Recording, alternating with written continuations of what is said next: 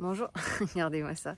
Bonjour tout le monde, bienvenue dans cette nouvelle vidéo, une saison en ruche avec l'équipe des abeilles de Malesco. Ça va être pratique, nounou. Aujourd'hui avec Élise, on va transférer des essaims en ruche. Donc on les fait toujours en ruchette parce que c'est plus pratique pour nous, c'est moins lourd et ça évite de mettre une partition dans une ruche. La ruchette, elle fait 6 cadres. C'est des essaims qu'on a fait avec des reines fécondées. Donc il y avait un cadre de couvain fermé, un cadre de réserve et après des cires vierges. Et on a nourri toutes les semaines pendant 3 semaines pour que ça se développe bien. Et donc là maintenant, elles sont enfin sur 5 cadres, voire 6 cadres. Donc on va les passer en ruche. Donc je vous montre tout ça juste après.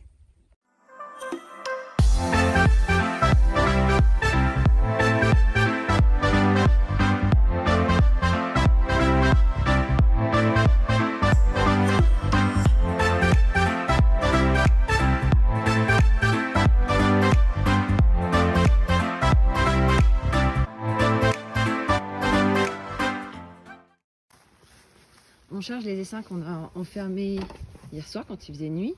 Donc on fait ça le matin, comme ça elles sont enfermées le moins possible dans la journée. Donc ici on est à côté des étangs et on va les emmener à Cavaillé, donc suffisamment loin pour qu'on puisse les transférer dans une ruche et les libérer dès aujourd'hui. Donc ça va, aujourd'hui on n'en a que 4 à transférer. Après il va falloir qu'on vérifie toutes les autres pour voir si les reines ont bien été fécondées.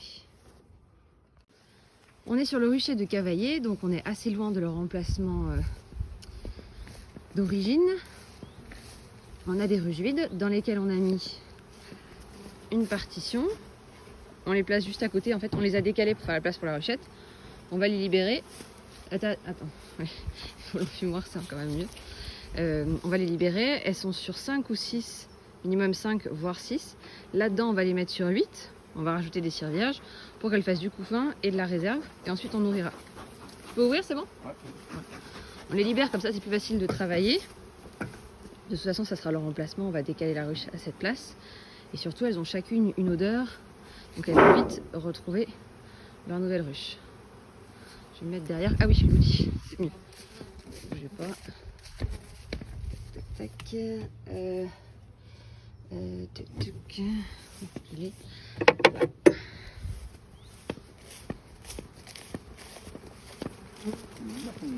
Tiens, le nourrisseur? Ouais. Ah oui, il avait un petit peu un peu pointeux avec lui. Ah oui, il était un peu cristallisé. Ça c'est une conille, je pense elle est sur 5 peut-être. Enfin il est temps de la passer en ruche. On a vérifié, on a marqué la reine. Vous voyez, il y en a déjà qui se sont mis dedans. On découvre les lieux.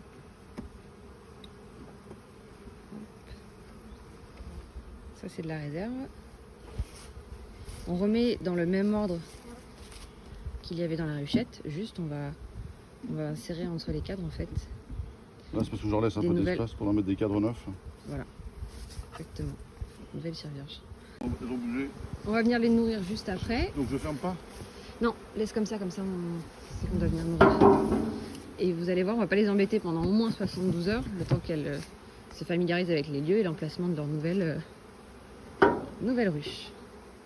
Vous pouvez tout à fait laisser votre ruchette à son emplacement et remplacer par une ruche. En fait, vous mettez la ruche à la place et vous transvasez les cadres. Ça ne les gênera pas du tout. Nous, pour un côté pratique, en fait, on a nos ruchettes qui sont sur des ruchers d'élevage et nos ruches qui sont sur des ruchers de production. Ça permet de mieux s'organiser dans la journée et de savoir si on prend des cadres, du sirop. Enfin, c'est plus pratique. Donc du coup, on les déplace. Donc ça veut dire qu'on les a enfermés la veille et qu'on les déplace suffisamment loin pour qu'elles ne reviennent pas à l'emplacement de la ruchette. Mais après, c'est ce qui vous arrange, hein. Il suffit de placer la ruche au même endroit que la ruchette et après c'est bon. Elles ont une nouvelle maison avec plus de place.